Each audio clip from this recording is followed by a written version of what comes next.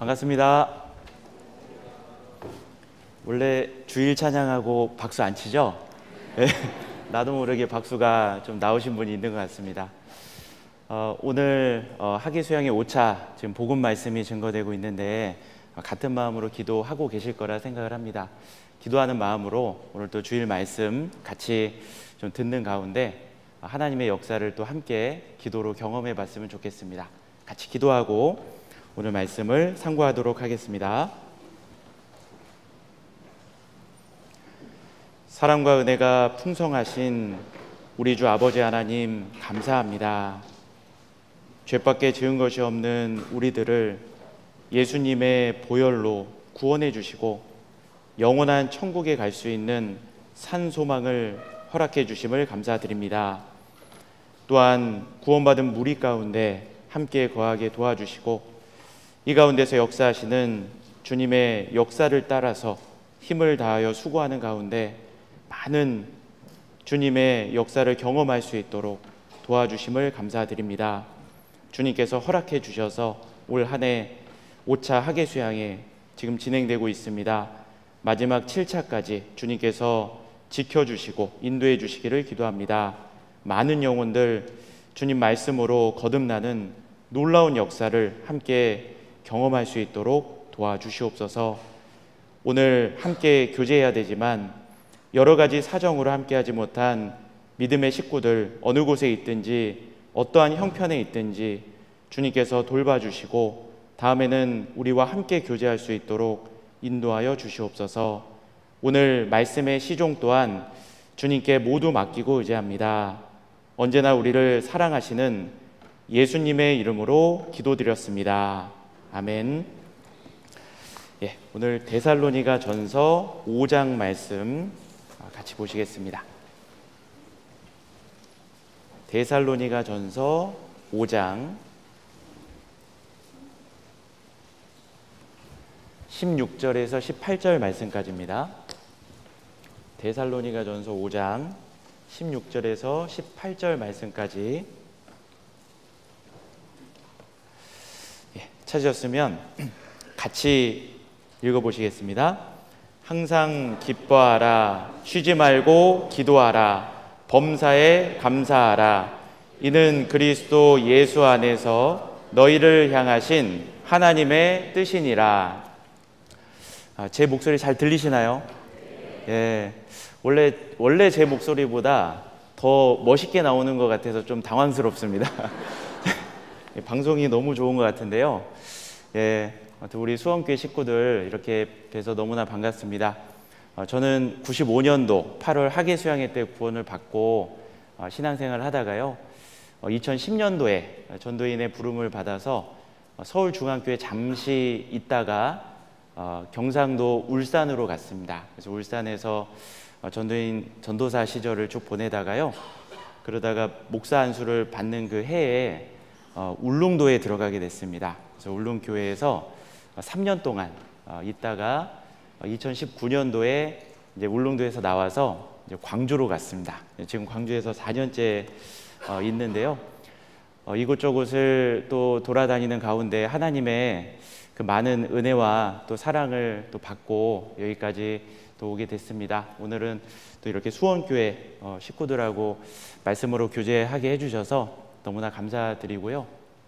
하나님의 말씀으로 서로 교훈받는 귀한 시간 되었으면 좋겠습니다. 우리가 읽었던 이 본문의 말씀은 굉장히 유명한 말씀이기 때문에 아마 다들 암송하고 계실 거라 생각을 합니다. 항상 기뻐하라, 쉬지 말고 기도하라, 범사에 감사하라. 이것은 우리를 향한 하나님의 뜻이라고 말씀하셨습니다. 이 데살로니가 전서는 사도 바울이 성령의 감동으로 데살로니가 교회에 있는 구원받은 성도들에게 보낸 편지죠. 여기에서 등장하는 이 모든 내용은 그래서 우리에게도 적용을 할 수 있는 겁니다. 우리도 구원받고 교회 안에 거하고 있는 성도들이기 때문에 여기에서 주어진 말씀들 우리에게도 적용할 수 있습니다. 우리에게도 하나님의 뜻은 항상 기뻐하고 또 쉬지 말고 기도하고 범사에 감사하는 것, 그런 삶을 살기를 주님께서 원하고 계십니다. 근데 우리가 항상 기쁜 상황만 있는 것은 아니죠. 여러 가지 어렵고 힘든 상황들도 우리에게 주어지는데 그럼에도 불구하고 여러 가지 어렵고 힘든 상황 속에서도 항상 기뻐할 수 있는 것은 우리 영혼의 구원을 받았기 때문이죠. 그래서 믿음의 결국 영혼의 구원을 받은 사람은 영광스러운 즐거움으로 기뻐한다 그랬습니다.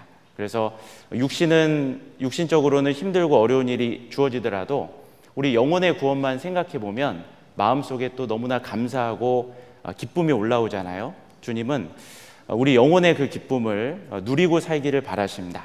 그리고 그 기쁨 가운데 쉬지 말고 기도하는 삶을 살기를 바라시죠. 그래서 쉬지 말고 기도하라.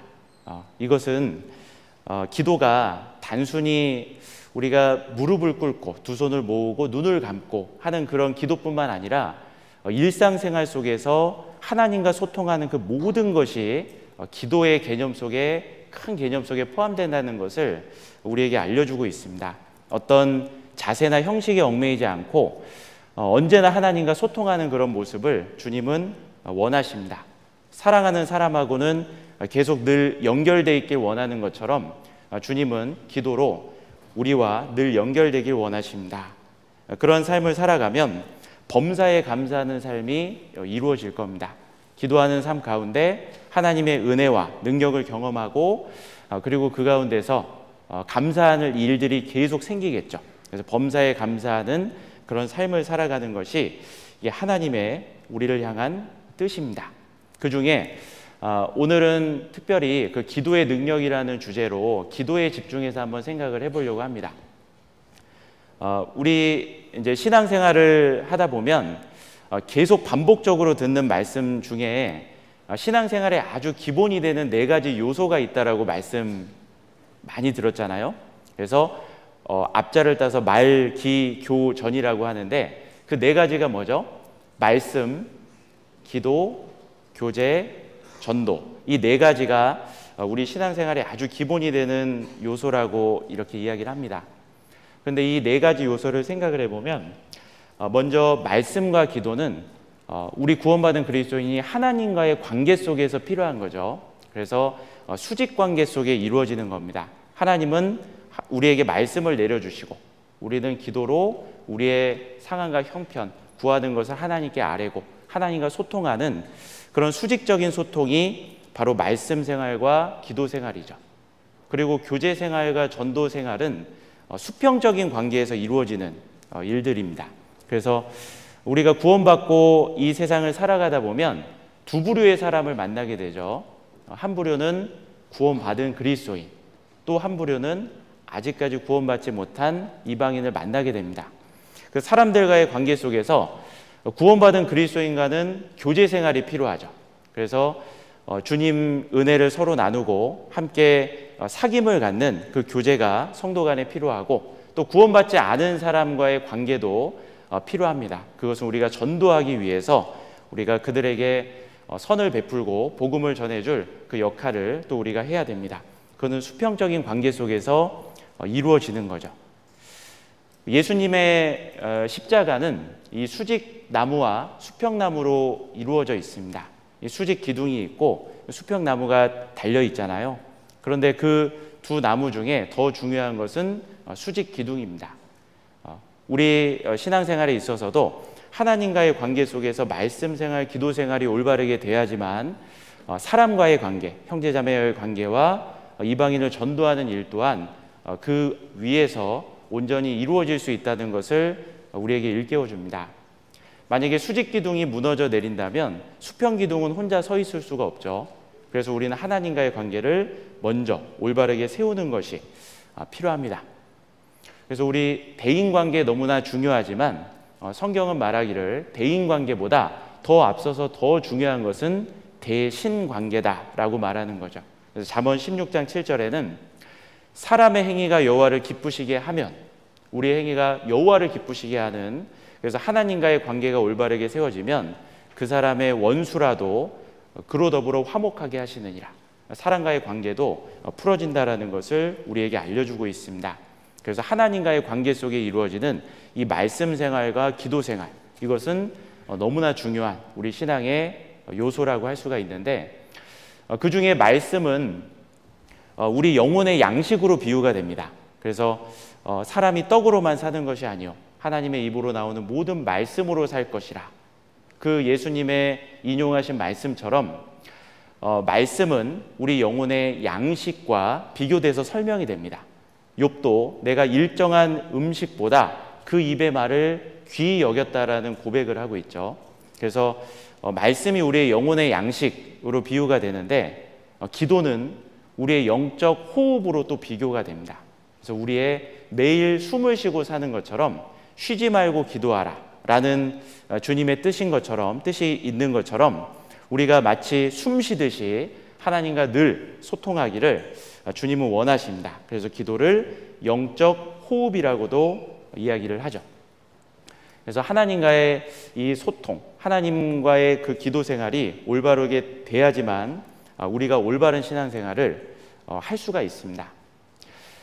마치 쉬지 말고 기도하고 하나님과 늘 연결되어 있다는 것은 다들 그 핸드폰 가지고 계시잖아요. 핸드폰이 기지국과 연결이 돼 있어 가지고 언제 어디든 이렇게 연결이 돼 있고 필요한 메시지가 언제든지 오고 주고받고 언제든지 연락할 수 있는 그런 상태라고 이해해 보면 쉽습니다. 근데 만약에 우리가 지금 인터넷 시대에 살고 있는데 인터넷이 갑작스럽게 끊어지거나 이 전화 연결이 완전히 이제 끊어져서 소통이 안 되면 너무나 답답하잖아요. 실제로 작년 10월에 KT를 사용하시는 분들은 경험을 했을 겁니다. 85분 동안 인터넷이 먹통이 됐거든요. 처음에는 이것이 외부적인 어떤 해커의 공격이 아닌가라는 생각을 했지만 이게 이제 프로그램상의 오류로 벌어졌다라는 것이 이제 나중에 밝혀집니다. 그런데 이 85분 동안 KT 인터넷이 멈춘 그동안에 우리나라가 전체가 난리가 났습니다. 인터넷이 잠깐 멈추는 그 순간에도 그 순간에 너무나 큰 난리가 났거든요. 개인적으로도 인터넷을 사용하는 사람들은 너무나 답답함을 느꼈을 겁니다. 그런데 우리가 하나님과 소통이 단절이 되고 연락이 두절이 되고 기도하지 않고 숨을 쉬지 않는 것처럼 하나님과 쉬지 말고 기도하는 그 생활이 이루어지지 않는데도 문제는 우리가 답답함을 느끼지 않는다면 이것은 더 큰 문제라고 생각을 합니다. 하나님과의 기도 생활이 멈춰져 있고 기도 생활을 올바르게 하지도 않으면서도 우리가 아무렇지도 않게 신앙생활을 한다는 것은 이거는 뭔가 심각한 문제가 있다라고 생각을 해볼 수가 있습니다. 그래서 정말 우리가 잠깐 연락이 불통이 돼도 너무나 답답하고 힘들잖아요. 예를 들어 우리 시골에 계신 부모님과 늘 이렇게 안부를 묻고 전화를 하는데 부모님이 전화를 안 받으셔요. 며칠 동안 연락이 안 됩니다. 그러면 얼마나 답답하겠어요. 밖에 있는 남편이 무슨 일 때문에 집에 있는 아내에게 연락을 했습니다. 근데 전화를 안 받아요. 얼마나 답답합니까? 조금만 연락이 안 되고 불통이 돼도 너무나 답답한데 하나님과 기도 생활로 연결이 되어 있지 않으면서도 내 마음에 답답함을 느끼지 않는다. 그것은 아마 신앙에 아주 큰 문제가 있을 거라 생각을 합니다. 기도 생활은 너무나 우리 영적 호흡과 같은 중요한 문제고 또 우리 삶의 신앙의 성패를 좌우하는 중요한 키라고 생각을 할 수가 있습니다. 그런데 우리가 기도에 대해서 이렇게 너무나 신앙의 기본적인 부분이기 때문에 많이 듣고 알고 있습니다. 오늘도 주일 암송이 기도에 대해서 이제 암송이 쭉 이어지고 있는데요. 기도에 대한 많은 말씀을 알고 있고 암송까지 하고 있습니다. 그런데 기도에 대해서 우리가 많이 아는 것보다 훨씬 더 중요한 것은 실제 기도를 하는 것이죠. 그래서 평범한 진리를 아주 비범한 진리로 바꿀 수 있는 것은 바로 실천에 있습니다. 만약에 진리를 알고는 있지만 실천하지 않는다면 그것은 그냥 문자에 불과할 겁니다. 그러나 그 진리를 내 삶 가운데 실천한다면 그것은 내 삶의 능력으로 다가오게 될 거예요. 그래서 기도는 놀라운 능력이 있는데 우리가 그 능력을 경험하면서 살았으면 좋겠습니다. 기도에 대한 많은 말씀을 듣다 보면 기도를 해야 된다라는 어떤 그런 말씀을 듣다 보면 마치 기도가 의무라는 이런 오해를 불러일으키기도 합니다.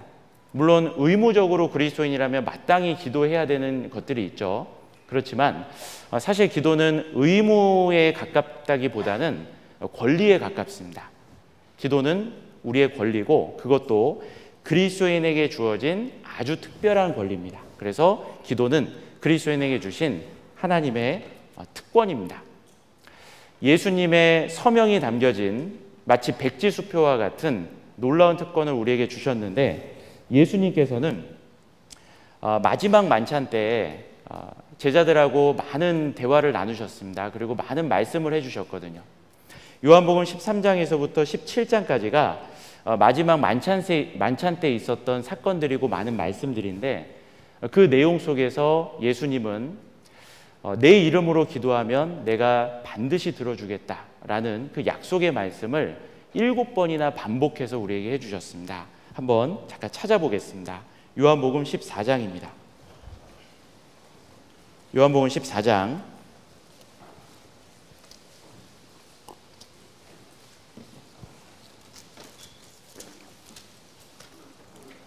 요한복음 14장. 예수님께서 말씀하신 기도의 놀라운 약속들입니다. 7번이나 반복하셨는데 14장 13절을 보겠습니다. 13절 같이 읽어보시겠습니다. 너희가 내 이름으로 무엇을 구하든지 내가 시행하리니 이는 아버지로 하여금 아들을 인하여 영광을 얻으시게 하려 함이라. 여기 보면 내 이름으로 무엇을 구하든지 내가 시행하리라. 이것은 마치 백지수표와 같죠. 내 이름으로 무엇을 아버지께 구한다면 이루어 주겠다. 이어지는 14절 말씀에도 다시 한번 약속을 주시죠. 14절도 같이 읽겠습니다. 내 이름으로 무엇이든지 내게 구하면 내가 시행하리라. 엄청난 약속이죠. 내 이름으로 무엇이든지 내게 구하면 내가 시행하리라. 자, 이것은 우리에게 주신 권리고 아주 특별한 권리, 특권입니다. 15장에 넘어가도 이런 내용이 또 약속으로 주어져 있습니다. 15장 7절 말씀을 보겠습니다. 7절 말씀, 이 말씀도 같이 한번 읽어보겠습니다. 너희가 내 안에 거하고 내 말이 너희 안에 거하면 무엇이든지 원하는 대로 구하라. 그리하면 이루리라. 무엇이든지 원하는 대로 구하라. 그리하면 이루리라. 여기 16절 말씀도 한번 같이 읽겠습니다. 너희가 나를 택한 것이 아니요 내가 너희를 택하여 세웠나니 이는 너희로 가서 과실을 맺게 하고 또 너희 과실이 항상 있게 하여 내 이름으로 아버지께 무엇을 구하든지 다 받게 하려 함이니라. 내 이름으로 아버지께 무엇을 구하든지 다 받게 하려 함이니라. 예수님 너무나 반복적으로 우리에게 말씀해 주고 있죠. 16장으로도 가보시면요, 16장 23절입니다.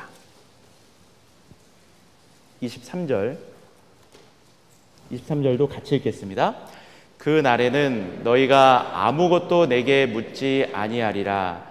내가 진실로 진실로 너희에게 이르노니 너희가 무엇이든지 아버지께 구하는 것을 내 이름으로 주시리라. 또 약속이 있죠. 그리고 이어지는 24절, 6번째 또 등장하고 있습니다. 24절도 같이 읽겠습니다. 지금까지는 너희가 내 이름으로 아무것도 구하지 아니하였으나 구하라. 그리하면 받으리니 너희 기쁨이 충만하리라. 구하라. 그리하면 받으리니. 약속이 주어져 있습니다. 그리고 26절도 같이 읽겠습니다. 그날에 너희가 내 이름으로 구할 것이요 내가 너희를 위하여 아버지께 구하겠다는 말이 아니니. 여기 보면 그날에 너희가 내 이름으로 구할 것이요. 주님은 내 이름으로 구하라. 그리하면 내 아버지께서 이루어 주신다라는 약속의 말씀을, 백지수표와 같은 기도의 약속을 7번이나 반복해서 우리에게 해주셨습니다. 그리고 주님은 이런 약속을 해주시고 이런 백지수표를 주시면서 우리에게 마음껏 사용하라고 하신 거예요. 기도는 의무의 개념보다 권리고 엄청난 특권입니다. 그리고 주님은 우리가 기도하기를 바라고 계시고 그리고 우리의 기도를 들어주려고 기다리고 계십니다. 시편 116편 말씀 한번 찾아보겠습니다. 이 말씀을 생각해 보면 정말 우리가 하나님께 정말 기도해야 되겠다라는 그런 생각을 하게 됩니다. 시편 116편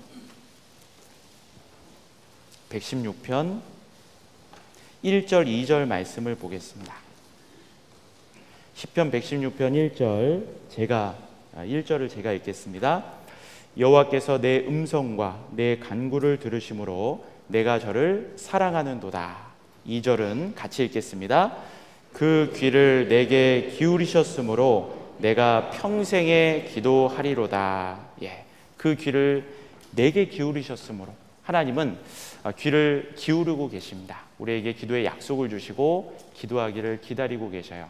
그래서 정말 많은 믿음의 사람들은 이 약속을 믿고 기도함으로 하나님의 놀라운 은혜와 능력을 받고 살아갔습니다.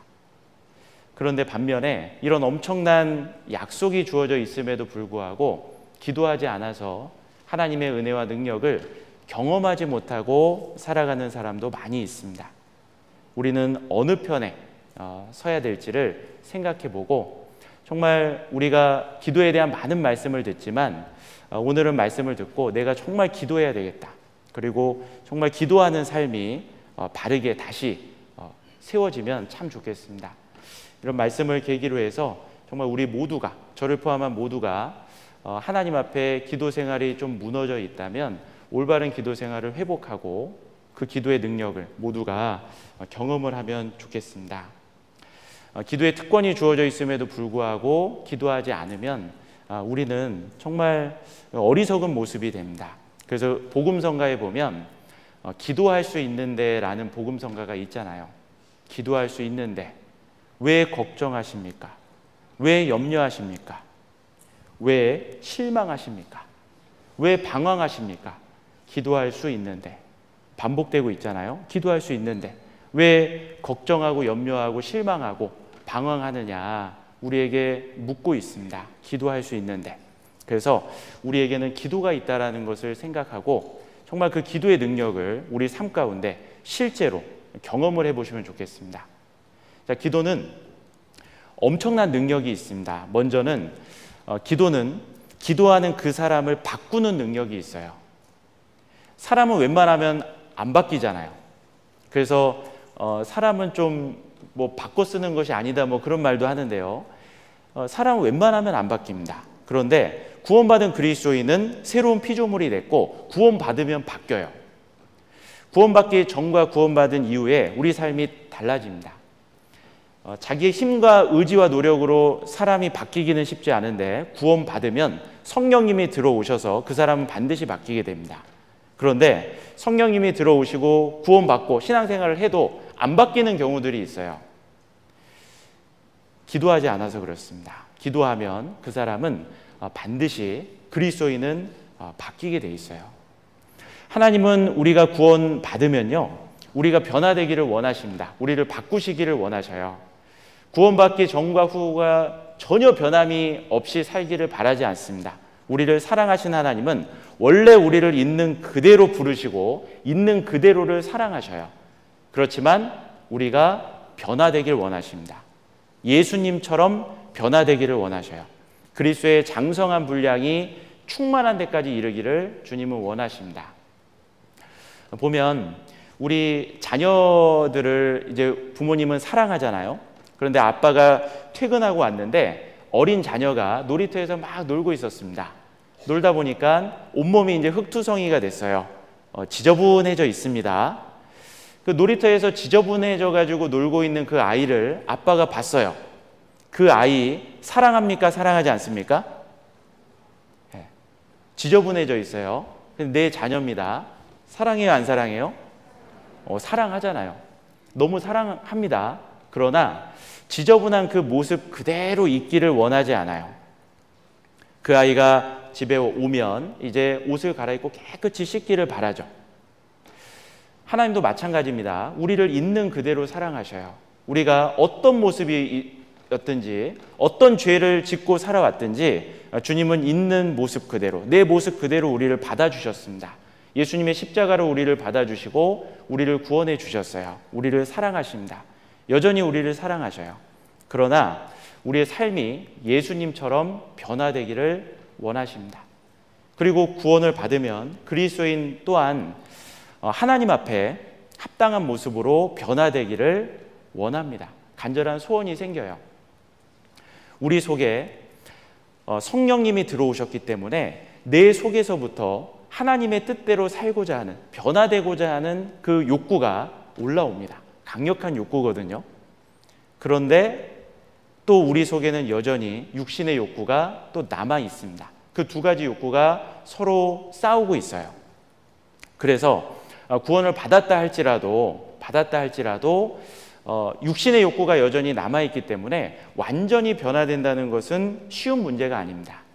그런데 우리가 정말 변화되고 싶잖아요. 그러면 기도해야 됩니다. 기도하면 하나님이 그 사람을 바꿔주셔요. 모세는 하나님과 늘 대면하는 삶을 살았습니다. 하나님과 대면했던 모세는 변화가 되는 거예요. 얼굴에 광채가 났잖아요. 하나님과 대면하는 사람은 반드시 바뀌게 돼 있습니다. 변화되게 돼 있어요. 먼저는 하나님과 대면하면 그 사람은 겸손해지게 돼 있습니다. 그 광대하신 하나님, 만왕의 왕이신 그 하나님을 늘 배웠고 그분과 늘 동행하며 소통하고 있습니다. 그 앞에서 자신의 연약함을 발견합니다. 그 하나님과 늘 대면하고 소통하고 기도하는 사람이 정말 이렇게 교만한 마음을 품기가 어렵거든요. 그 하나님 앞에서 자신의 상황과 위치를 정확하게 알고 겸손한 마음을 갖게 됩니다. 사실은 교만한 사람 마음이 높아져 있을 때 생각해 보면 내가 기도하고 있지 않다는 것을 깨닫게 됩니다. 어느 순간 내 스스로도 마음이 높아져 있을 때가 있잖아요. 그때 왜 내 마음이 이렇게 높아져 있을까 생각해 보면 기도하지 않아서 마음이 높아져 있는 경우가 많이 있어요. 기도하면 그 사람은 만왕의 왕이신 그 하나님을 늘 배웠기 때문에 그 마음이 겸손히 유지될 수가 있습니다. 그리고 그 기도하는 사람은요, 그 삶이 바르게 되고 깨끗하게 되고 거룩하게 됩니다. 왜냐하면 하나님, 내가 기도하고 대화하고 있는 대상이 하나님이시고 하나님은 어두움이 조금도 없으신 빛이십니다. 하나님과 사귐이 있다 하고 어두움 가운데 행하면 그것은 거짓말이라 그랬습니다. 그래서 빛 가운데서 내 어두움이 드러나고 내 잘못된 모습들이 드러나기 때문에 그것을 기도하는 가운데 발견하게 되고 고치고자 하는 마음이 생기고 점점점 하나님의 뜻대로 빛 가운데 거룩하게 사는 삶이 이루어집니다. 시편 139편 한번 보겠습니다. 시편 139편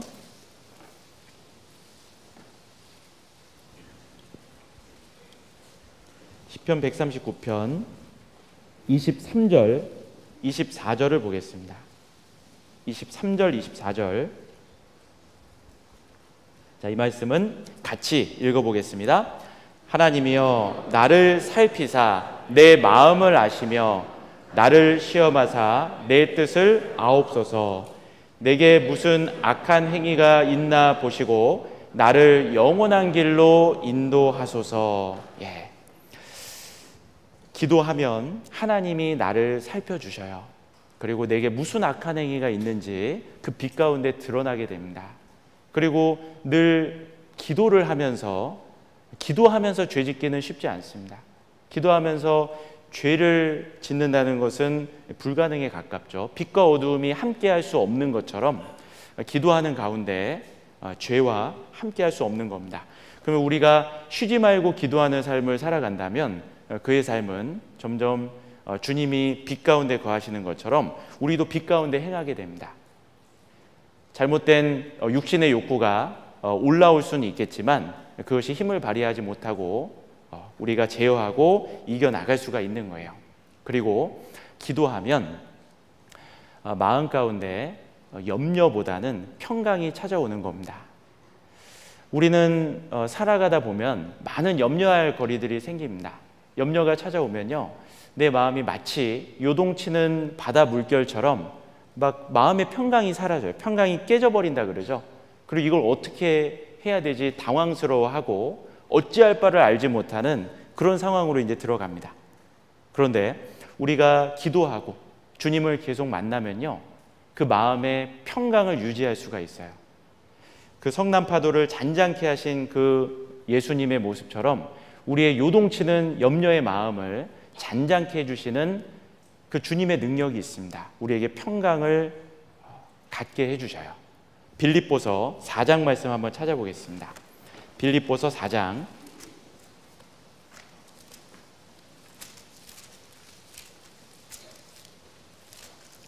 기도할 때 우리는 평강의 사람이 될 수가 있습니다. 빌립보서 4장 6절 7절입니다. 빌립보서 4장 6절 7절 말씀 같이 한번 읽어보겠습니다. 아무것도 염려하지 말고 오직 모든 일에 기도와 간구로 너희 구할 것을 감사함으로 하나님께 아뢰라. 그리하면 모든 지각에 뛰어난 하나님의 평강이 그리스도 예수 안에서 너희 마음과 생각을 지키시리라. 여기 6절에 아무것도 염려하지 말고 라고 말씀하셨는데, 이 말씀은 구원받은 그리스도인이 염려할 수밖에 없는 상황이 생기기 때문에 하신 말씀입니다. 실제로 우리가 그 상황 속에서 상황을 바라보면서 염려가 우리 마음을 요동치게 만들 수 있습니다. 그러나 아무것도 염려하지 말고, 우리가 염려하지 않는, 염려가 불가능하다면 이런 말씀을 할 필요가 없겠죠. 염려할 수 있는 우리는 연약한 사람들입니다. 그런데 그런 염려할 수 있는 상황이 찾아온다 할지라도 아무것도 염려하지 말고, 그 염려하지 말고 대신에 기도하라 말씀하십니다. 오직 모든 일에 기도와 간구로 너희 구할 것을 감사함으로 하나님께 아뢰라. 감사함으로 하나님께 아뢰는다는 것은 기도하는 그 상황 속에서 염려될 만한 상황이 다 사라져버리는 건 아니지만 감사함으로 기도한다는 것은 믿음으로 기도한다는 걸 말하는 거예요. 주님께서 반드시 풀어주실 거다. 그 주님을 믿음으로 내가 염려되는 모든 상황을, 너희 염려를 주께 맡겨버리라. 주님께 맡기고 의지하고 기도를 하면요, 그러면 마음속에 평강이 찾아옵니다. 모든 지각에 뛰어난 하나님의 평강이 그리스도 예수 안에서 너희 마음과 생각을 지키시리라. 내가 염려될 수밖에 없는 상황 속에서 기도하면 상황이 갑작스럽게 바뀌는 게 아니에요. 모든 상황이 기도하니까 갑작스럽게 해결되는 건 아닙니다. 여전히 문제는 그대로 놓여져 있어요. 내 앞에 놓여진 문제는 그대로 있지만 기도하는 자신이 바뀌는 겁니다. 어떻게 바뀌냐면 요동치던 마음이 평강이 찾아오는 거예요. 모든 지각에 뛰어난 하나님의 평강이 그리스도 예수 안에서 너희 마음과 생각을 지키시리라. 평강이 찾아오고 상황을 바라보는 눈이 달라지는 겁니다. 상황은 여전히 똑같지만 주님을 믿는 마음으로 기도 가운데 주님께 맡기고 의지하며 나아가니까 상황을 바라보는 눈이 달라지고, 그러면서 우리 마음에는 평강이 찾아오는 거예요. 기도하는 사람은 이렇게 평강을 누리며 살 수가 있습니다. 어떠한 상황 속에서도 오히려 안연한 그런 삶을 살아갈 수가 있어요. 기도하는 사람. 그래서 기도할 때 우리 마음은 겸손을 유지할 수 있고, 기도할 때 우리는 거룩한 삶을 살아갈 수가 있습니다. 그리고 기도할 때 마음의 평강을 누리며 살아갈 수가 있어요. 그래서 우리가 쉬지 말고 기도하기를 주님은 원하시는 겁니다. 기도는 나를 변화시키는 그 능력이 있기 때문에 그래요. 사실 우리가 많은 일들 속에서 이제 기도를 하는데, 기도하는 사람은 자신이 바뀝니다. 우리가 이제 신앙생활 하다 보면서도요, 많은 갈등을 겪는 경우가 있거든요. 가까운 가족들 간의 갈등을 겪게 되기도 합니다. 남편과 아내 사이에 갈등이 있을 수도 있고요. 부모와 자식 간의 갈등이 있을 수 있습니다. 그리고 한 피를 물려받은 형제 자매지간에 갈등이 생길 수도 있고요. 또 교회 안에서도 구원받은 성도들 간에 그런 어려움과 갈등이 생길 수가 있어요. 근데 그런 어려움과 갈등이 생겼을 때 대부분의 갈등은 한 사람의 일방적인 문제로 생기는 것은 거의 없다고 보시면 됩니다. 두 사람 간에 뭔가 갈등이 생겼다면 한 사람이 일방적으로 잘못됐고 한 사람은 100% 완벽했기 때문에 문제가 생기는 경우는 거의 없고, 이 과실의 어떤 비율은 좀 다를 수 있지만 서로 간에 어떤 문제를 주고받는 경우들이 이제 생기거든요. 근데 그런 갈등을 빚을 때 어떤 사람은, 어떤 그리스도인은 그 갈등의 문제를 가지고 하나님 보좌 앞에 나아가서 기도를 합니다. 그런데 그 기도를 하면, 내가 그런 어려운 상황을 주님께 아뢰고 기도를 하면 그 나와 갈등 관계를 빚고 있는 상대방이 바뀌는 게 아니에요. 내가 기도를 하니까 그 상대방이 이렇게 바뀌었다, 상대방이 이렇게 달라지게 해주세요 해가지고 그 상대방이 바로 바뀌는 것이 아닙니다. 기도를 하면 자신이 바뀌어요. 기도를 하면, 그렇게 하나님 면전 앞에 나아가서 기도를 하면 정말 하나님 앞에 자기를 살피게 되고 정말 낮은 마음으로 평강을 누리는 가운데 정말 그 상황 속에서 상대방을 위해서 기도해 줄 수 있게 됩니다. 그러면 자신이 바뀝니다. 그의 눈빛과 표정과 말의 내용이 달라지게 되고, 그렇다 보면 달라진 자신을 통해서 나와 갈등 관계에 있는 상대방이 바뀌게 되는 거예요. 하나님은 기도하는 그 사람을 변화시켜 주십니다. 그래서 기도는 그 사람을 변화시키는 놀라운 축복을 가져다 주는 거예요. 기도는 자신을 변화시키는 능력이 있습니다. 우리 이 가운데 이제 청년들도 많이 있는데요. 청년들 중에 아직 결혼하지 않은 청년들이 있잖아요. 결혼하지 않은 청년들은 반드시 해야 될 기도가 있습니다. 기도 제목. 결혼 기도를 해야 되잖아요. 결혼은 우리 인생에 너무나 중요한 부분이기 때문에 하나님께 간절히 기도하고 준비돼서 결혼을 해야 됩니다. 그런데 이 결혼 기도에 대해서 조금 어려워하시는 분들이 있어요. 그래서 많은 청년들하고 교제를 하다 보면 결혼 기도를 하고 있냐고, 그러면은 정말 하루도 빠짐없이 매일매일 기도하고 있다라는 분을 만나기는 좀 쉽지 않습니다. 어떤 분들은 생각날 때 기도하고 있습니다, 이렇게 이제 하고 있어요. 그러면 어떤 내용을 기도하고 있느냐라고 물어보면 굉장히 좀 부끄러워합니다.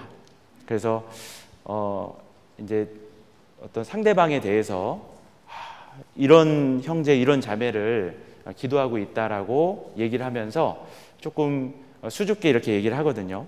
그래서 구원이 확실한 형제 자매였으면 좋겠고, 그리고 자기 일에 성실하고 또 마음이 따뜻하고 착하고 또 얼굴도 잘생겼으면 좋겠고, 뭐 여러 가지 이제 그런 결혼 기도는 아주 구체적으로 해야 된다라는 말을 듣다 보니까 뭐 키는 어느 정도로 해야 될지 뭐 이런 것까지 막 고민하는 그런 분들이 있습니다. 그런데 결혼 기도는 구체적으로 해야 되는 게 맞거든요. 근데 결혼 기도가 내 배우자에 대한 간구의 개념으로 들어가면 사실 결혼 기도 한다는 것이 좀 뭔가 좀 애매해져 버려요. 이런 것까지 내가 구해도 되나? 이제 이런 생각도 들고, 다른 사람에게 좀 말하기도 좀 부끄러운, 마치 내 이상형을 찾는 듯한 그런 결혼 기도가 돼버리거든요. 그래서 결혼 기도는 내 배우자에 대한 간구의 개념에서 바뀌어야 됩니다. 결혼 기도는 배우자에 대한 간구가 아니라 하나님 앞에 내가 이루고자 하는 가정에 대한 간구가 돼야 되는 거죠.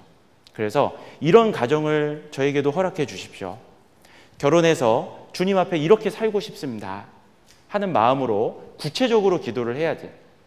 그래서 결혼하면 어떤 가정을 이루고 싶은지 하나님 앞에 기도 가운데 그려보고, 이런 가정을 저에게도 허락해 달라고. 성경 속에 많은 가정들이 나오고 교회 안에도 많은 본이 되는 가정들이 있는데, 저도 결혼하면 저분들처럼 교회 안에 저렇게 살고 싶다라고 그런 가정을 달라는, 가정을 허락해 달라는 그 기도를, 어떤 가정이 될지를 기도를 해야 됩니다. 구체적으로 해야 되겠죠. 그리고 두 번째 기도해야 될 내용은 바로 내 배우자 될 사람에 대한 간구가 아니라 자신에 대한 준비입니다. 뭐냐면 그런 가정이 되기 위해서는 내가 그 가정에 남편이 되든 아내가 되든 내가 그 가정의 한 구성원이 돼야 될 텐데, 그런 내가 꿈꾸는 그 가정이 그냥 위에서 떨어지는 것이 아니라 내가 나의 배우자와 함께 만들어 가야 되거든요. 그러면 그 가정에 합당한 내 자신이 돼야 되는데, 그런 가정에 합당한 그 모습과 현재 나의 모습은 좀 괴리감이 있습니다. 그러면 정말 그런 가정에서 남편의 모습은 이래야 되고 아내의 모습은 이래야 될 텐데 저에게는 이런 부분이 부족합니다. 하나님 도와주십시오 하고 자신의 부족함을 발견하고 그것을 하나님께 기도하고 준비하는 것, 그것이 이제 결혼 기도죠. 근데 우리의 앞선 결혼 기도는 기도로 상대방, 배우자만 자꾸 준비시키려고 하는 거죠. 올바른 결혼 기도를 하면 자신이 준비가 됩니다. 결혼에 대한 목적이 세워지고 왜 결혼을 해야 되는지 그 목적을 바르게 세우고 그 가정을 이루기에 합당한 자신으로 자신이 바뀌고 자신이 준비가 되는 것이 올바른 기도 모습이라고 할 수가 있습니다. 기도는 내가 기도로 상대방을 바꾸려고 해서는 안 됩니다. 어떤 경우에는 어떤 형제님, 자매님 저런 부분 좀 바뀌게 해달라고 이제 어떤 갈등 관계에 있는 분들에 대해서 그렇게 이제 기도하기도 하는데요. 사실은 그분들을 위해서 우리가 기도해 주는 건 필요하지만 정말 기도의 가장 첫 번째는 기도하는 자신의 변화를 우리는 경험해야 된다는 거예요. 우리가 바뀌어야 될 게 많이 있잖아요. 지금 현재 나의 모습에 만족하십니까? 내가 신앙생활 하는 내 모습에 정말 이보다 더 잘할 수는 없습니까? 좀 바뀌고 싶은 부분이 있잖아요. 근데 잘 안 바뀌는 부분이 있잖아요. 그것은 내 힘과 노력으로 되는 것이 아닙니다. 하나님께 기도하면 하나님이 바꿔주셔요. 기도는 그 사람을, 기도하는 사람을 변화시키는 능력이 있습니다. 그리고 기도는 그 사람의 길을 인도해 주셔요. 우리는 미래를 알 수 없습니다. 그러나 하나님은 장래를 다 알고 계셔요. 그리고 우리에게 가장 좋은 길이 어떤 길인지 하나님이 알고 계십니다.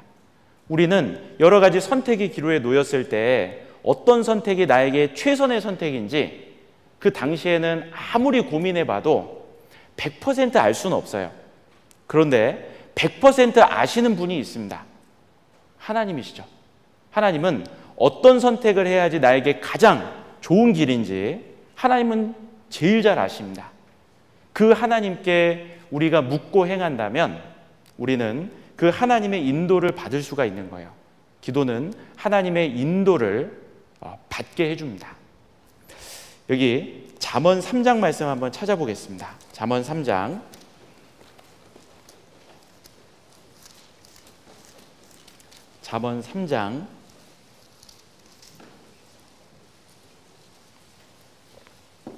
5절 6절 말씀입니다. 잠언 3장 5절 6절 말씀 같이 한번 읽어보시겠습니다. 너는 마음을 다하여 여호와를 의뢰하고 내 명철을 의지하지 말라. 너는 범사의 글을 인정하라. 그리하면 내 길을 지도하시리라. 그리하면 내 길을 지도하시리라. 그리하면이라고 말씀하셨죠. 앞부분을 한다면 내 길을 지도해 주시겠다는 거예요. 아무 사람의 길이나 지도해 주는 것이 아니라 마음을 다하여 여호와를 의뢰하고 자신의 명철을 의지하지 않고 범사에 그를 인정하는 그 사람의 길을 지도해 주시겠다는 겁니다. 아무 사람이나 주님의 인도하심을 받는 것이 아닙니다. 기도하는 사람, 마음을 다하여 여호와를 의뢰하고 내 명철을 의지하지 않는 것, 범사의 그를 인정하는 것, 이것을 한 단어로 요약하면 기도가 될 겁니다. 기도. 내 자신의 명철을 의지하지 않고 하나님께 맡기고 의지하는 그 사람, 기도하는 그 사람의 길을 하나님은 내 길을 지도하시리라. 그 택할 길을 저에게 가르치시리로다. 우리의 길을, 우리의 걸음을 모든 것을 아시는 그 하나님께서 인도해 주시겠다는 약속입니다. 그래서 기도할 때 우리는 가장 좋은 선택을 할 수가 있어요. 그래서 무슨 일을 하기 전에, 어떤 선택을 하기 전에 우리는 먼저 기도해야 됩니다. 그것을 영어 문장으로 제가 지어봤는데 No Amen, No Action. 다 알파벳 A로 시작하잖아요. 아멘은 기도할 때 마지막에 우리가 아멘 하잖아요. 그것은 그렇게 될 거라고 제가 믿습니다. 그렇게 되기를 소망합니다. 라는 의미거든요. 그래서 No Amen, 기도하지 않으면 No Action, 실행하지 않는다. 이것을 우리 마음에 딱 원칙으로 삼아 놓으면 정말 하나님의 인도하심을 우리가 받을 수가 있습니다. No Amen, No Action. 제가 이것을 왜 이렇게 좀 생각해 봤냐면 그 영어 문장은 많이 들어보셨을 텐데 No cross, no crown. 영어 문장 많이 들어봤죠. 고난이 없으면, 크로스는 십자가고 고난을 상징합니다. 고난이 없다면 크라운, 왕관이죠. 영광도 없다. 그게 이제 아주 유명한 영어 문장입니다. 그래서 그것을 너무 감명 깊게 보다 보니까 이게 알파벳 C로 시작하잖아요. 분명히 A로 시작하는 것도 만들 수 있고 B로도 시작하는 것도 만들 수 있어서 우리 신앙의 기본기를 한번 생각해 보면 좋겠다 해가지고요. 이렇게 쭉 찾아보고 고민하다가 A는 말씀드린 대로 No Amen, No Action. 기도하지 않으면 실행하지 않겠다. 원칙으로 삼고 알파벳 B로 시작하는 것도 만들면 좋겠잖아요. 그래서 쭉 보다가 No Bible, No Bread. 그래서 말씀을 읽지 않으면 밥을 먹지 않겠다. 예. 그래서 사람이 떡으로만 사는 것이 아니요 하나님의 입으로 나오는 말씀으로 산다라는 그 말씀이 있잖아요. 그래서 말씀을 먹지 않고 내 육의 양식을 채우기 전에 영의 양식을 먼저 채워야 된다라는 신앙의 기본의 원칙을 세워서 알파벳 A, B, C로 한번 생각해 봤습니다. 기억하기 좋잖아요. A, B, C로. 그래서 기억하기 좋게 한번 만들어 봤는데 한 번은 제가 요 알파벳 A, B, C 신앙의 이제 기본에 대한 부분을 광주교회에 이제 봉사에 모임할 때 말씀 시간에 좀 언급을 했습니다. 그리고 이제 내려갔는데 봉사의 말씀이 끝나고 간증 시간이 됐는데 첫 번째 간증하러 나오신 분이 이제 오랜 해외 선교 사역을 마치고 귀국해서 광주로 발령받으신 목사님이 간증하기 위해서 앞에 나왔습니다. 그리고 자기를 소개하는데 오늘 말씀을 듣다가 저를 한번 이렇게 소개해보고 싶습니다 하면서 그분이 자기 이름을 이렇게 소개했습니다. 노 예수, 노 철환. 그분이요 이름이 철환이거든요. 근데 성이 노십니다. 그래서 노 예수, 노 철환. 예수님 없이는 철환도 없다. 이렇게 이제 말씀하셨는데 제가 그 센스에 너무나 놀랬고 그리고 노 씨가 그렇게 부러웠던 적이 없습니다. 네. 그래서 저는 이 씨 성에 만족을 했었는데 내가 노 씨였다면 나도 저렇게 할 수 있었을 텐데 하는 아쉬움이 있었는데 여기 노 씨의 성을 가지신 분들은 참 감사하겠습니다. 어쨌든 우리의 기도 생활의 원칙 중에 No Amen, No Action. 그래서 삶의 우선순위에 먼저 기도하고 실행한다 라는 그 원칙을 세울 때 하나님의 인도하심을 받을 수가 있습니다. 실제로 성경에 보면 기도하지 않고 선택을 해버리는 가운데 실수했던 내용들이 많이 나와 있어요. 그 중에 하나가 여호수아도 그런 실수를 했잖아요. 여호수아 잠깐 보겠습니다. 여호수아 9장입니다. 여호수아 9장.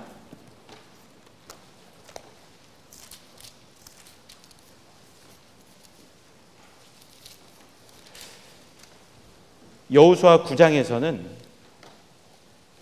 여호수아가 가나안 땅에 들어가서 여리고성과 아이성을 정복한 이후에 그 소식을 들은 기브온 거민이 자신들을 속이고 여호수아에게 나아가서 화친을 청했습니다. 그들은 가나안 땅에 거한 사람들이기 때문에 진멸 대상이었음에도 불구하고 그들은 마치 원방에서 온 것처럼 자신들을 꾸미고 멀리서 왔으니 우린 가난한 사람이 아니고 멀리 사는 사람인데 우리랑 화친하자고 속이고 이제 화친을 청했던 거예요. 그때 여호수아는 실수를 하게 됩니다. 여기 여호수아 9장 14절을 보겠습니다. 14절. 무리가 그들의 양식을 취하고 어떻게 할 것을 여호와께 묻지 아니하고 여호수아가 곧 그들과 화친하여 그들을 살리리라는 언약을 맺고 회중 족장들이 그들에게 맹세하였더라. 여기 보면 여호와께 묻지 아니하고 어떻게 할 것을 여호와께 묻지 않았기 때문에 그들은 속았던 겁니다. 결국 나중에 기브온 거민을 이제 칠 수가 없었고 그들과 화친을 맺었기 때문에 그 언약대로 그들을 살려주고 건져주기도 합니다. 여기에 여호와께 묻지 아니하고 그래서 그들의 정체를 올바르게 알 수 없었고 눈에 보기에 정말 그런 것 같으니까 그리고 그들이 정말 자신들을 높여주고 화친을 청하니까 그렇게 실수를 해버린 겁니다.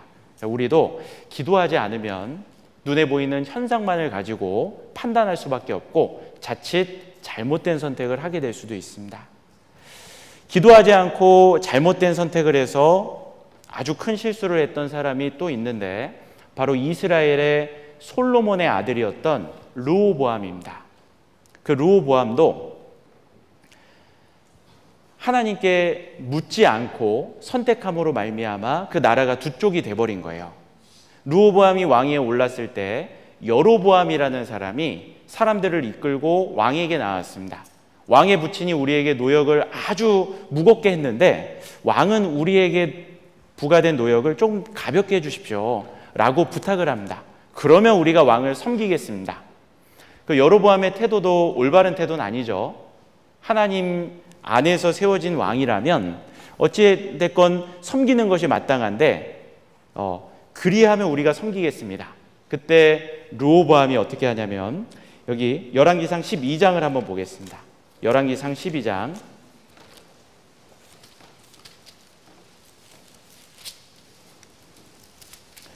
열왕기상 12장 5절입니다. 5절 같이 읽겠습니다.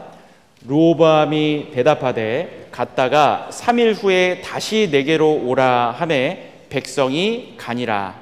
3일 동안의 시간을 벌었습니다. 이거는 아주 지혜로운 선택이라고 할 수 있어요. 무슨 중요한 문제를 당장에 결정하기보다는 시간을 두고 결정하는 것이 아주 지혜롭죠.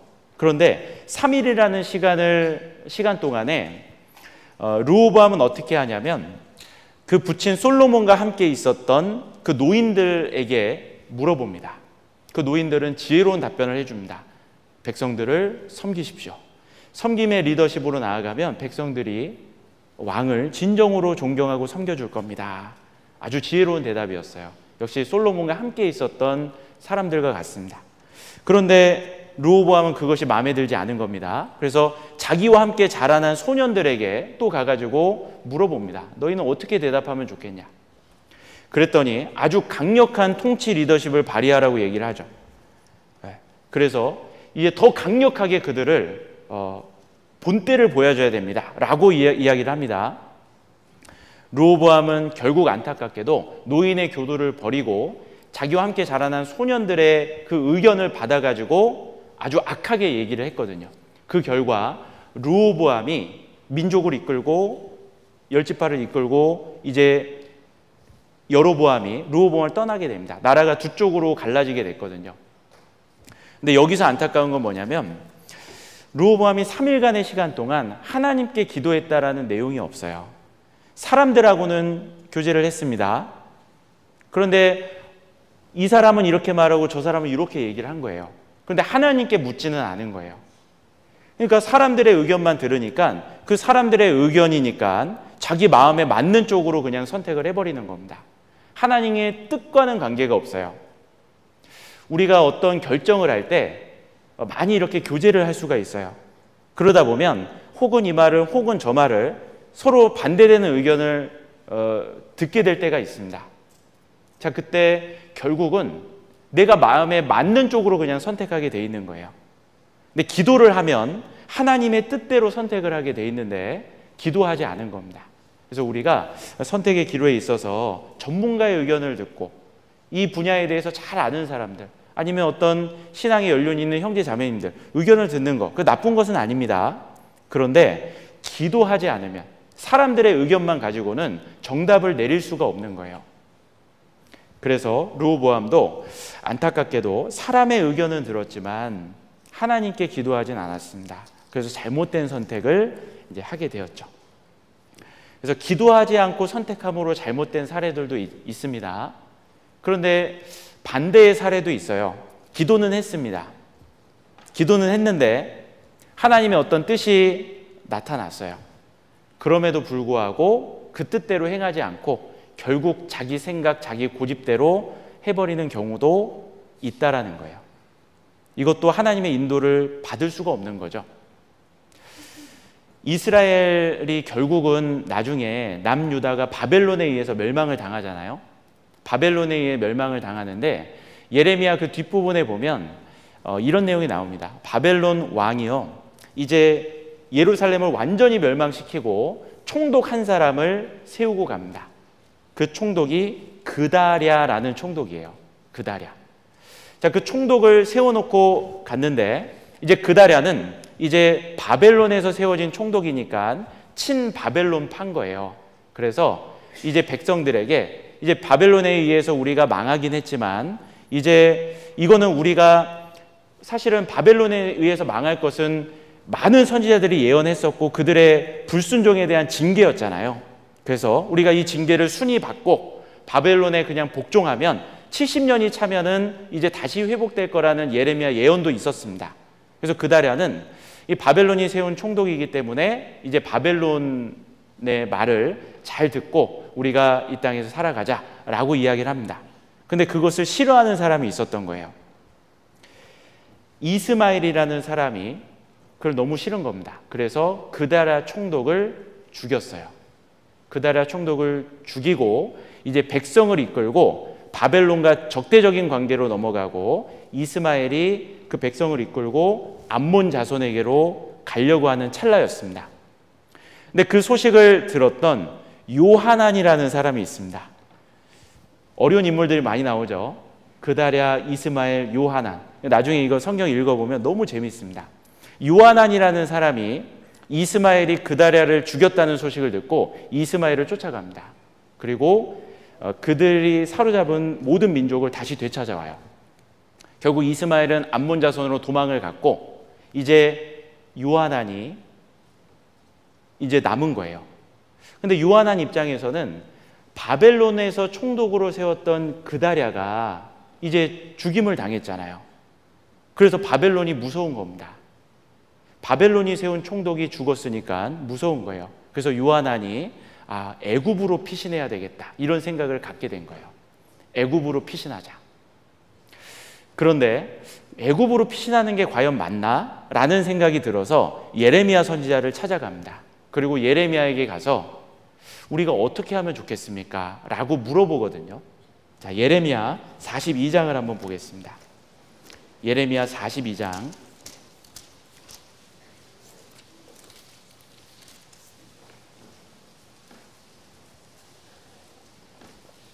예레미야 42장 1절을 보겠습니다.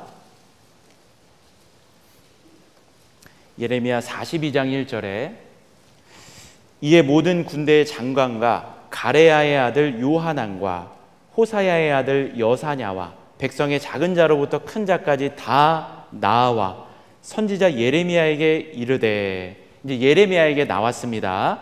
이 요하난을 중심으로 한 사람들이 원래 애굽으로 가려고 하는 그 마음이 있었는데 이거 과연 맞을까라는 마음으로 예레미야를 찾아와서 묻게 돼요. 어떻게 묻냐면 5절 6절입니다. 5절 6절 같이 한번 읽어보겠습니다. 그들이 예레미야에게 이르되 우리가 당신의 하나님 여호와께서 당신을 보내사 우리에게 이르시는 모든 말씀대로 행하리이다. 여호와는 우리 중에 진실무망한 증인이 되시옵소서. 우리가 당신을 우리 하나님 여호와께 보냄은 그의 목소리가 우리에게 좋고 좋지 아니함을 물론하고 청종하려 함이라.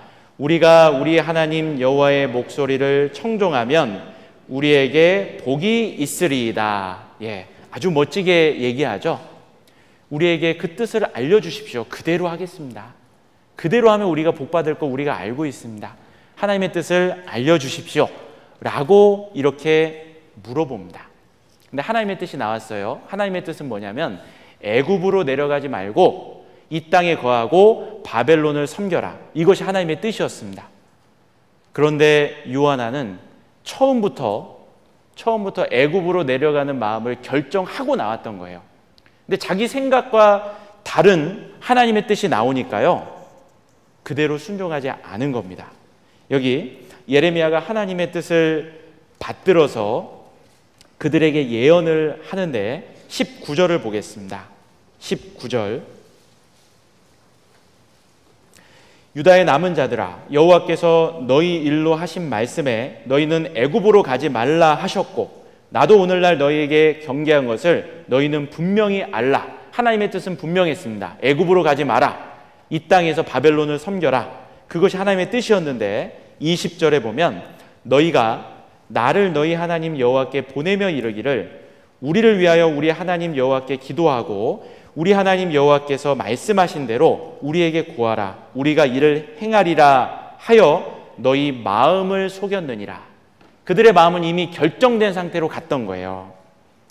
그리고 그들은 5절 6절처럼 정말 속이는 말로 하나님의 뜻만 알려주십시오. 제가 순종하겠습니다 라고 얘기했는데 자기 생각과 다른 기도 결과가 나오니까 거기에 순종하지 않는 겁니다. 결국은 43장 2절 보면요, 43장 2절에 호사야의 아들 아사랴와 가레야의 아들 요하난과 및 모든 교만한 자가 예레미야에게 말하여 가로되 내가 거짓을 말하는도다.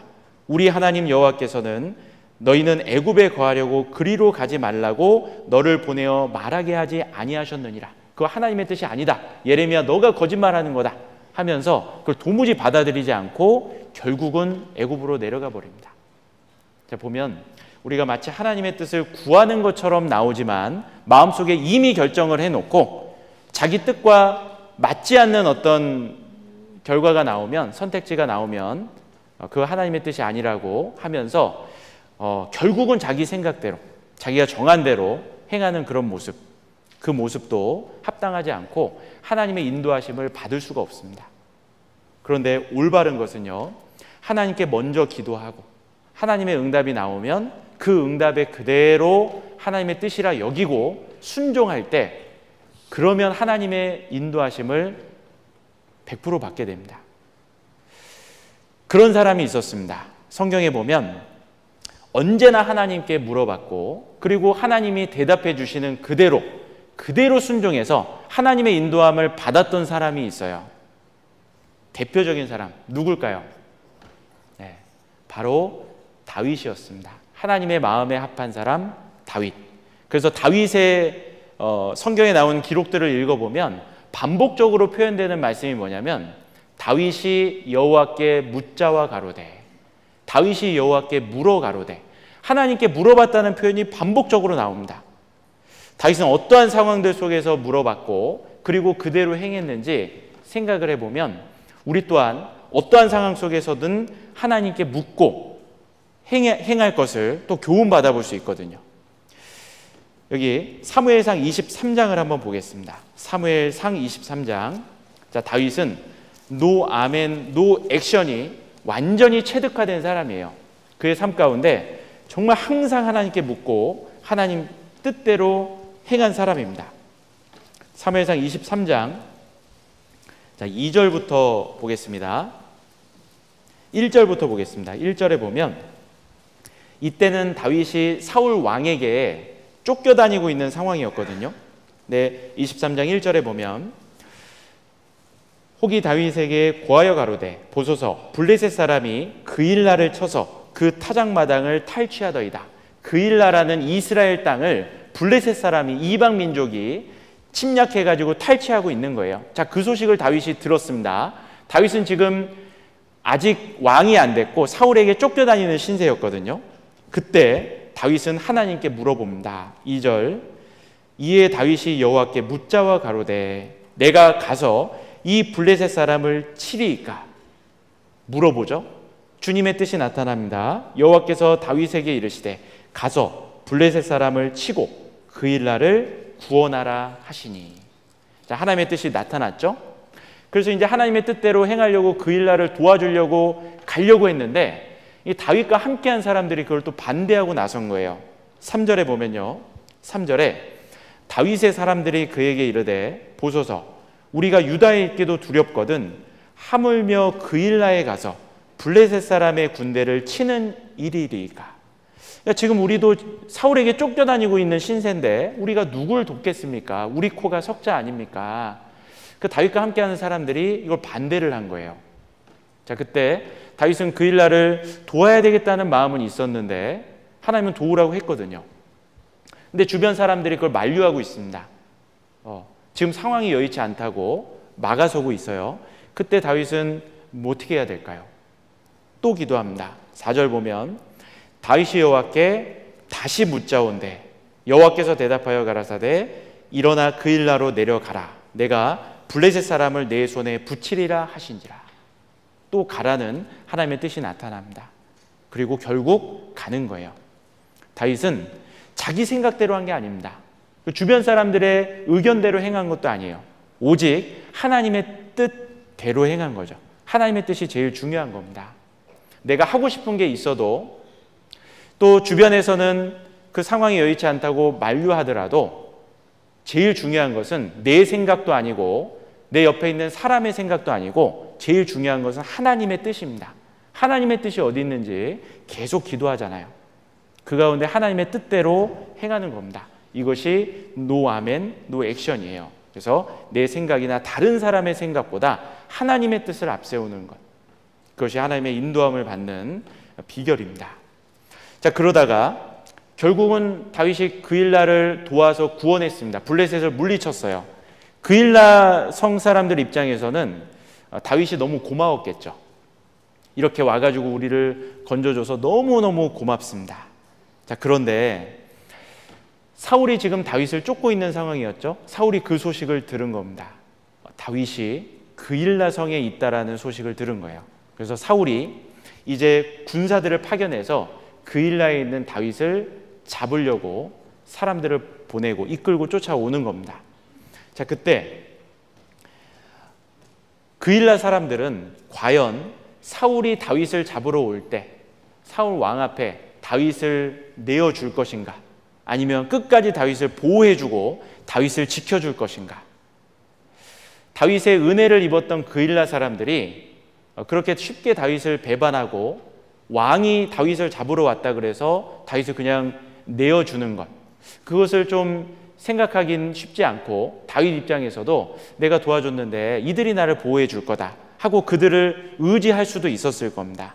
그런데 다윗은 사람을 의지하지 않아요. 하나님께 기도합니다. 하나님께 묻습니다. 여기 23장 10절 한번 보시겠습니다. 10절에 다윗이 가로되, 자, 기도하는 겁니다. 이스라엘 하나님 여호와여, 하나님께 기도하죠.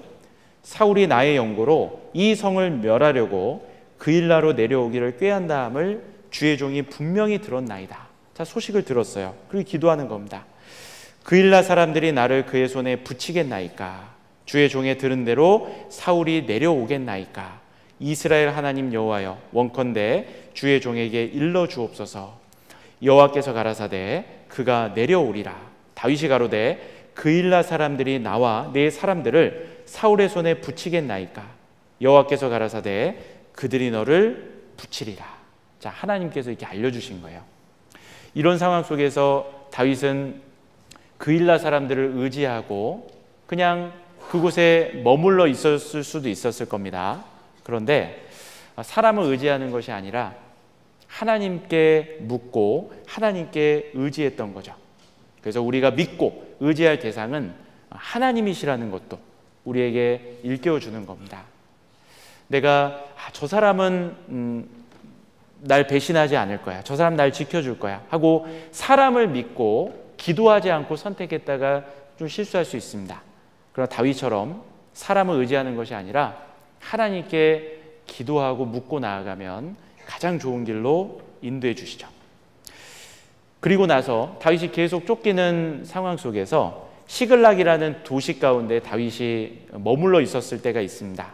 그런데 다윗과 군사들이 전투에 참여하려 했다가 돌아오는 그 사이에 시글락에 그 사람들의 아내와 자녀들이 있었거든요. 재물들이 있었는데 아말렉 사람들이 몽땅 다 탈취해서 가버린 거예요. 포로로. 자, 그 군대가 다윗과 함께한 용사들이 돌아와서 보니까 이제 자기의 처자식이 다 사로잡혀 간 겁니다. 아말렉에 의해서. 그래서 너무너무 원통하고 분한 거예요. 그러다 보니까 그 사람들도 너무나 원통하니까 그 대장이었던 다윗에게 원망의 화살을 딱 돌립니다. 그리고 다윗을 막 죽이자라고 얘기를 하는 거예요. 자, 그 아주 긴박한 그 상황 속에서 다윗은 하나님께 기도합니다. 여기 사무엘상 30장을 보겠습니다. 사무엘상 30장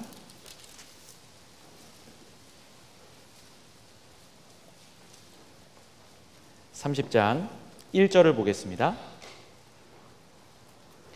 다윗과 그의 사람들이 제3일에 시글락에 이를 때에 아말렉 사람들이 이미 남방과 시글락을 침노하였는데 그들이 시글락을 쳐서 불사르고 거기 있는 대소 여인들을 하나도 죽이지 아니하고 다 사로잡아 끌고 자기 길을 갔더라. 그래서 완전히 침략을 당하고 포로로 사로잡혀 갑니다. 자, 그때 사람들은 너무 원통하고 슬퍼서 이제 다윗을 죽이자고 얘기를 하는데 6절에 보면 백성이 각기 자녀들을 위하여 마음이 슬퍼서 다윗을 돌로 치자 하니 다윗이 크게 군급하였으나 그 하나님 여호와를 힘입고 용기를 얻었더라. 그래서 다윗은 그 어려운 순간에도 하나님께 기도합니다. 아주 절망적인 상황에서 하나님께 기도합니다. 8절 보시면요, 다윗이 여호와께 묻자와 가로되 내가 이 군대를 쫓아가면 미치겠나이까? 여호와께서 대답하시되 쫓아가라. 내가 반드시 미치고 정령도로 찾으리라. 하나님께 묻습니다. 그 순간에도, 가장 긴급한 그 순간에도 하나님께 묻고 행하는 거예요. 우리가 너무나 당황스러운 일을 겪으면요, 막 그런 말을 하죠. 기도도 안 된다라는 표현을 쓰기도 합니다. 기도도 잘 안 나온다고. 정말 우리가 그런 순간에 하나님께 의지하고 정신을 차리고 기도하기는 또 쉽지 않을 때도 있습니다. 그러나 다윗은 크게 궁급하였으나 절체절명의 그 위기의 순간 앞에서도 하나님께 기도하고 하나님께 부르짖습니다. 그리고 어려운 순간에, 그 어려운 순간일수록, 위급한 순간에 행동으로 먼저 막 앞서기보다는 하나님께 기도하고 나아갔던 거죠. 그리고 하나님의 인도하심을 받을 수 있었던 겁니다. 그리고 결국은 쫓아가서 모두 다 또 되찾아오는 그 일도 있었습니다. 자, 그러다가 이제 사울이 나중에 이제 죽게 됩니다. 자기를 죽이려고 했던 사울이 죽고, 그리고 다윗이 이제 이스라엘의 왕으로 추대되는 상황이에요. 이제 모든 위기는 끝나고 평탄한 시기가 도래했습니다. 자, 그때 다윗이 그 모든 위기가 끝나고 평탄할 때도 다윗은 하나하나 하나님께 묻고 나아갑니다. 여기 사무엘하 2장을 한번 보시죠. 사무엘하 2장에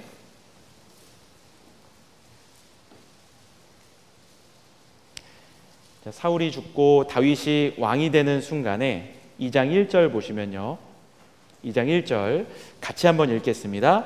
그 후에 다윗이 여호와께 물어 가로되 내가 유다 한 성으로 올라가리이까? 여호와께서 가라사대 올라가라. 다윗이 가로되 어디로 가리이까? 가라사대 헤브론으로 갈지니라. 예, 하나님께 또 묻잖아요. 위기의 순간이 끝나고 평탄한 시기가 됐을 때 유다의 한 성으로 이제 올라가면 되겠습니까? 올라가라. 어디로 가면 되겠습니까? 헤브론으로 가라. 자, 하나님의 일일이 묻고 지시하심을 받고 움직입니다. 우리는 어떤 때는요, 정말 위기의 순간에 하나님께 막 간절히 기도할 때가 있습니다. 근데 그 위기가 끝나고 평탄한 시기가 찾아오면요, 오히려 기도를 또 안 하는 경우도 있어요. 평탄할 때는 그냥 내 생각과 내 방법대로 그냥 해버릴 때도 있습니다. 그런데 다윗은 정말 위기의 순간이나 평탄할 때나 하나님께 늘 기도하고 행하는 것이 삶의 완전한 습관으로 자리 잡은 거예요. 그 삶의 원칙, 노 아멘 노 액션입니다. 그 가운데 하나님의 인도를 계속 받잖아요. 그리고 이제 왕이 됐을 때 또 이런 일이 있습니다. 블레셋. 그 당시에는 다윗의 최대의 정적은 블레셋이었습니다. 그 블레셋이 쳐들어오는 거예요. 그때 다윗은 용맹한 장군이고 아주 전쟁을 많이 치러본 노련한 군사였지만 늘 하나님께 묻습니다. 그리고 똑같은 상황이 반복돼도 물어봐요. 여기 사무엘하 5장을 한번 보시겠습니다. 사무엘하 5장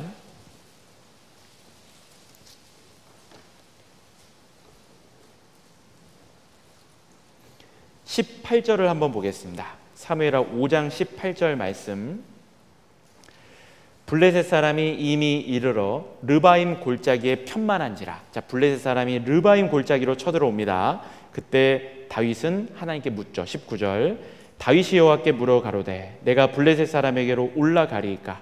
여호와께서 저희를 내 손에 붙이시겠나이까? 여호와께서 다윗에게 말씀하시되 올라가라. 내가 단정코 블레셋 사람을 내 손에 붙이리라 하신지라. 자, 이렇게 물어보고 결국 승리를 거뒀습니다. 자, 그런데 똑같은 상황이 또 벌어져요. 22절 보시면요. 22절. 블레셋 사람이 다시 올라와서 르바임 골짜기에 편만한지라. 똑같은 상황이잖아요. 18절과 똑같은 상황이 벌어진 겁니다.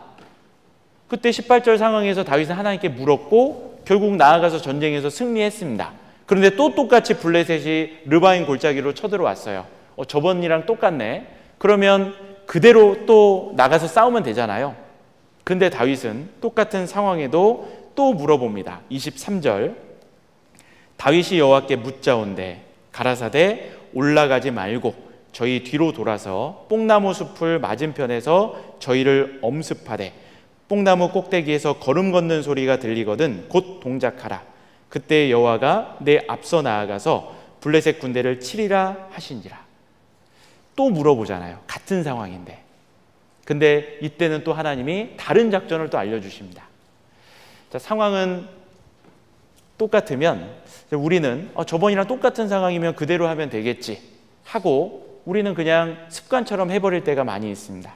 근데 다윗의 습관은 뭐냐면 늘 묻고 행하는 게 습관인 거예요. 그냥 똑같은 상황에서 똑같은 일을 해버리는 게 아니라 같은 상황이 반복될지라도 또 물어봅니다.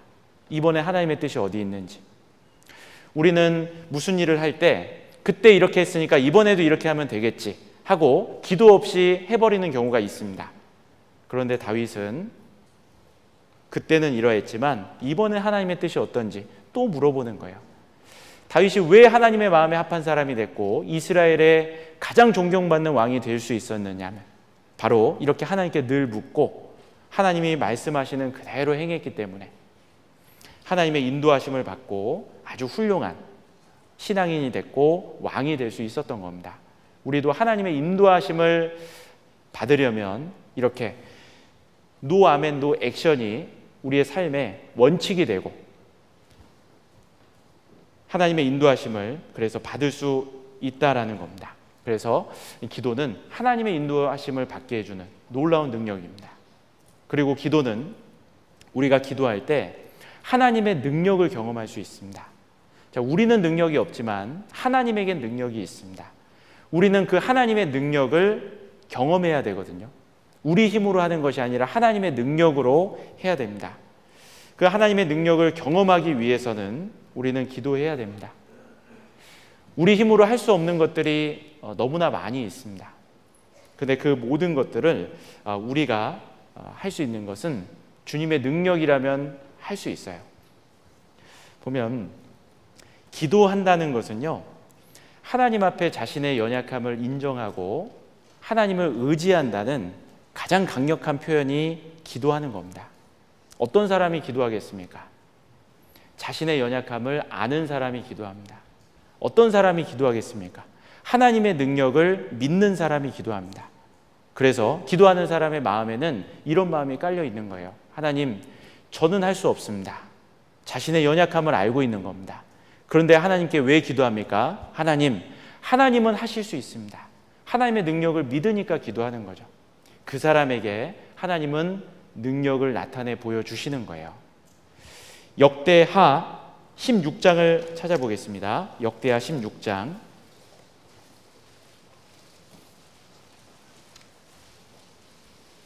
역대하 16장 9절입니다.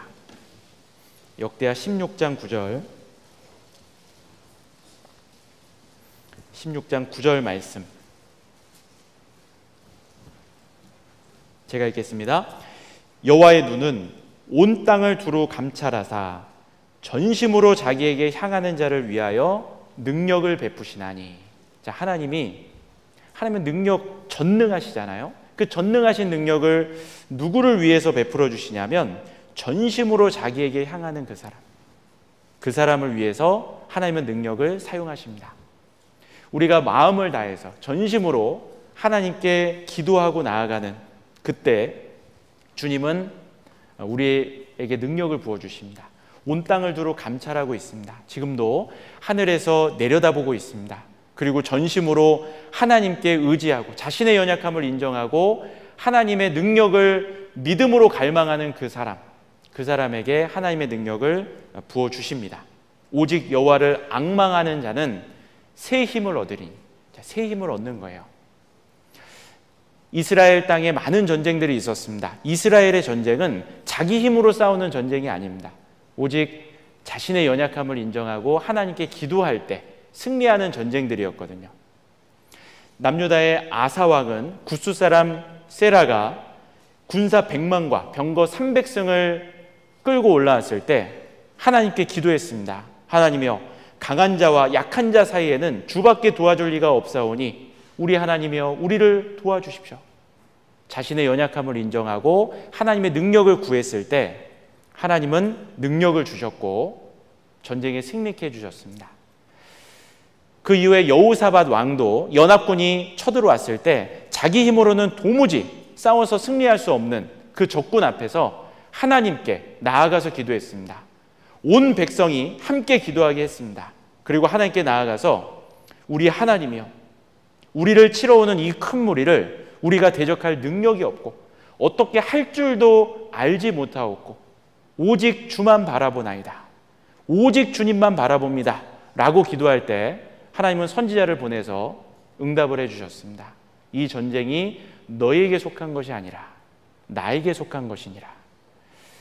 우리가 주님께 의지하고 나아갈 때 주님이 대신 싸워주십니다.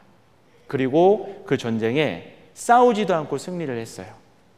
연합군끼리 서로 그 안에 분란이 생겨서 싸우고 자기들끼리 싸우고 패해버렸습니다. 하나님의 능력이 있었죠. 히스기야 왕 때도 아수르 왕 사네립이 그들을 모욕하고 쳐들어오고 편지를 써가지고 그들을 아주 모욕했습니다. 히스기야는 하나님 앞에 편지를 펴놓고 기도했습니다. 하늘을 향해서 부르짖어 기도했을 때 아수르 사람 18만 5천 명이 하루아침에 죽게 되는 일도 벌어졌죠. 하나님의 능력을 경험하고자 한다면 우리는 기도해야 됩니다. 기도 외에 다른 것으로는 이런 유가 나갈 수 없느니라. 예수님도 기도할 때 하나님의 능력이 나타날 것을 우리에게 분명히 알려주셨습니다. 기도하는 가운데 하나님의 능력을 경험할 수 있어요. 우리는 영적 전쟁에 지금 참전하고 있습니다. 영혼을 건져야 되는 그 영적 전쟁에 우리 힘과 지혜와 능력으로는 사람의 영혼을 건질 수 없습니다. 그래서 더욱더 우리에게는 기도가 필요합니다. 골로새서 4장 말씀 한번 보겠습니다. 골로새서 4장. 우리는 이렇게 기도해야 될 겁니다. 골로새서 4장 2절 3절입니다. 골로새서 4장 2절 3절 말씀 같이 읽어보시겠습니다. 기도를 항상 힘쓰고 기도에 감사함으로 깨어 있으라. 또한 우리를 위하여 기도하되 하나님이 전도할 문을 우리에게 열어주사 그리스도의 비밀을 말하게 하시기를 구하라. 내가 이것을 인하여 매임을 당하였노라. 하나님이 전도할 문을 우리에게 열어주시기를 기도하라 그랬습니다. 전도할 문, 영혼을 건지는 데 있어서 하나님이 문을 열어주셔야 됩니다. 그래서 기도가 필요합니다. 우리가 정말 전도하고 싶잖아요. 이뤄진 영혼을 건지고 싶은데 우리 힘과 지혜와 노력으로는 안 됩니다. 상대방은 골리앗같이 커 보이고 여리고성처럼 아주 단단한 성벽이 그 사람을 감싸고 있는 것 같습니다. 내 힘으로는 안 됩니다. 골리앗을 쓰러뜨린 것도 여리고성을 무너뜨린 것도 전부 다 하나님의 능력으로 한 거잖아요. 영혼을 건지는 데 있어서는 하나님의 능력이 필요합니다. 지금 수양의 기간입니다. 지금 우리는 7차 수양회를 앞두고 있죠. 지금 이제 12일이 남았습니다. 우리가 12일 동안 정말 한번 간절하게 하나님께 기도하고 저에게도 전도의 문을 열어주십시오.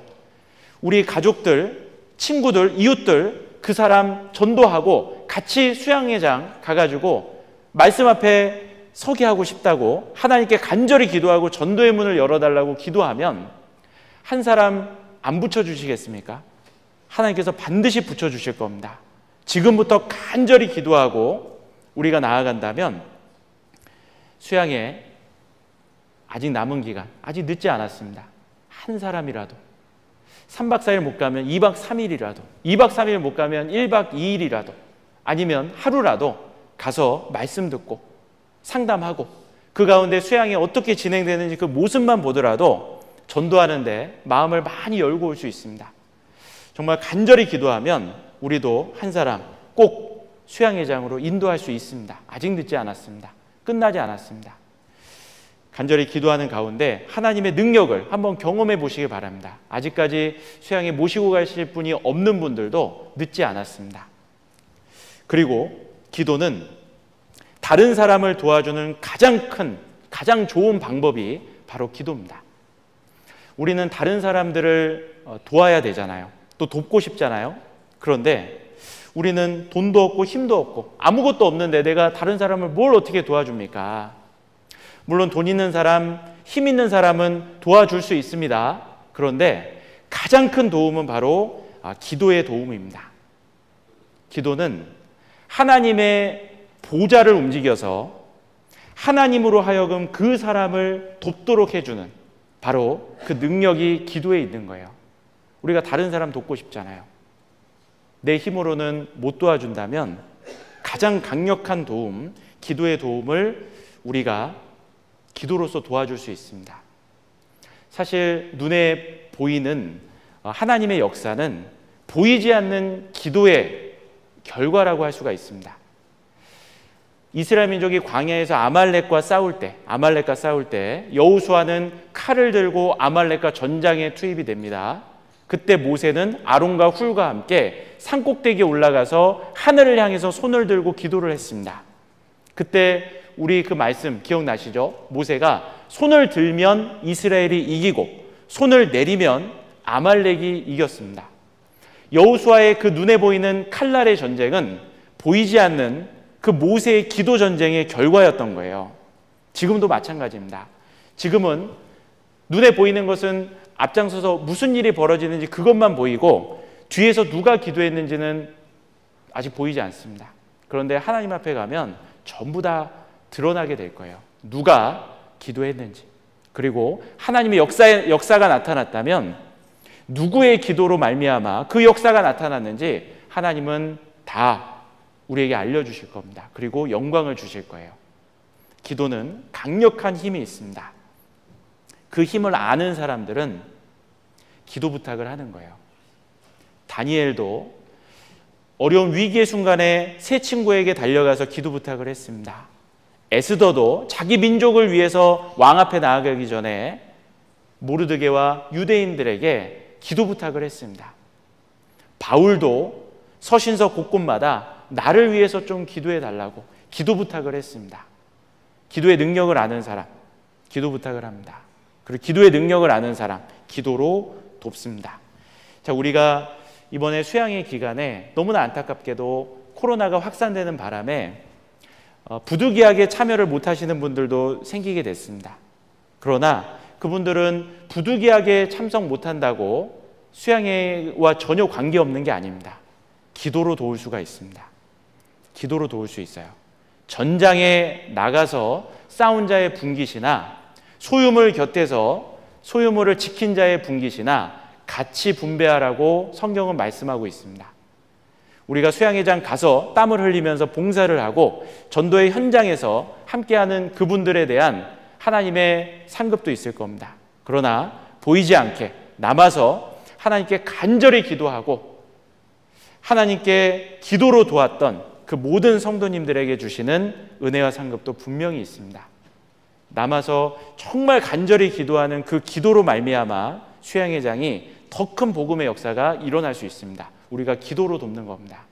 그래서 기도에는 큰 능력이 있습니다. 나를 변화시키는 능력이 있고, 그리고 우리의 길을 인도받는 그 능력이 있고, 하나님의 능력을 받게 해주고, 그리고 다른 사람을 돕는 가장 좋은 힘이 되는, 가장 큰 힘이 되는 것이 바로 기도입니다. 우리가 기도에 대해서 아는 것 중요하지만 이제 실제 우리가 기도를 해야 됩니다. 정말 내가 지금까지 나의 무너진 골방을 다시 일으켜 세워서 하나님 앞에 정말 기도의 사람으로 나아가서 하나님의 능력을 많이 경험해 봤으면 좋겠습니다. 같이 기도하고 마치겠습니다. 아버지 하나님, 감사합니다. 우리를 구원해 주시고 놀라운 기도의 특권을 허락해 주심을 감사드립니다. 하나님이 주신 그 기도의 특권을 잘 활용해서 하나님의 역사를 함께 경험할 수 있도록 도와주시옵소서. 우리가 지금보다 더 기도함으로 말미암아 지금보다 더 큰 하나님의 능력과 역사를 경험할 수 있도록 도와주시옵소서.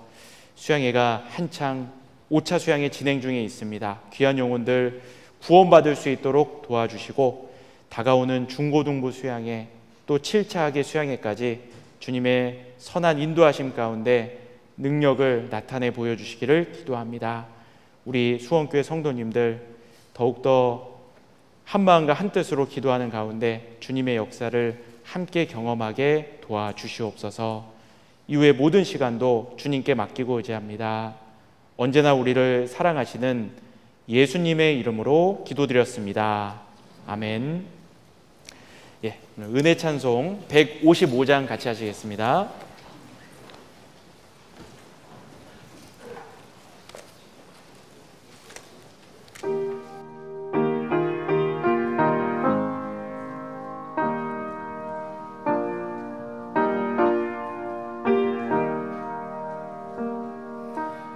오늘 집을 나서기 전 기도했나요?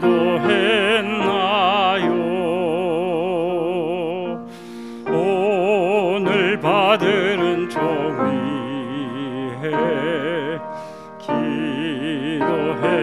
기도했나요? 기도는 우리의 안식 빛으로 인도하리. 앞이 캄캄할 때 기도 잊지 마시오. 마음에 분이 가득할 때 기도했나요?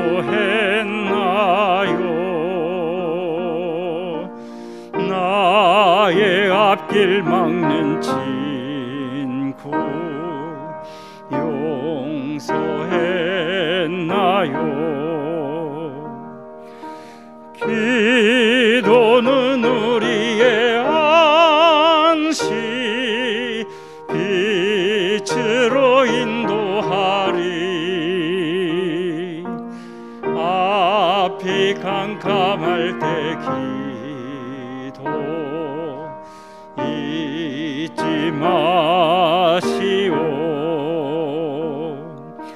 어려운 시험 닥칠 때 기도했나요?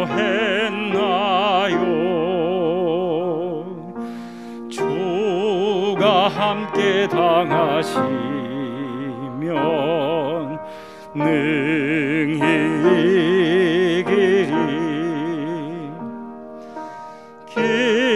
기도는 우리의 안시 빛으로 인도하리.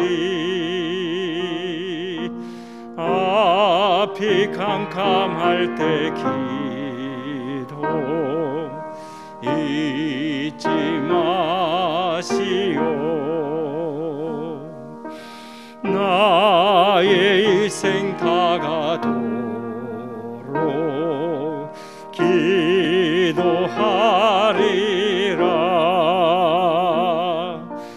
주께 맡긴 나의 생애 영원하리라.